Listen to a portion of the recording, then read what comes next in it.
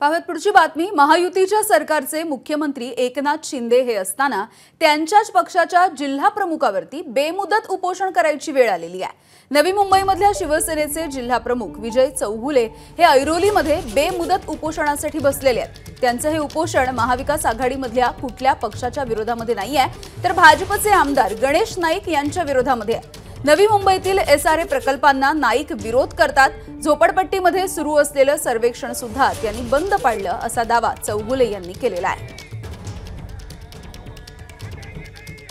माझं उपोषण हे सरकारच्या विरोधानं या ठिकाणी असलेल्या स्थानिक आमदार गणेश नाईक यांच्या विरोधाचं हे माझं उपोषण आहे। सरकारने एसआरए चालू केलं तर बायोमेट्रिक सर्वे सुद्धा सुरुवात केलेली होती, पण या ठिकाणी आमदारांनी प्रेस्टीज वापरून या ठिकाणी प्रेस्टीज करून या ठिकाणी आमच्या झोपडपट्टी यांचा सर्वे बायोमेट्रिक सर्वे थांबवला आणि त्याला कारण काय ना काय वेगवेगळ्या जे बोलतात ना त्याच्या कारणाला काय अर्थ नाही। 10 FSI अमुक तमुक अशा वेगवेगळ्या वल्गना देऊन तो एसआरए आमचा थांबवण्यात आलाय।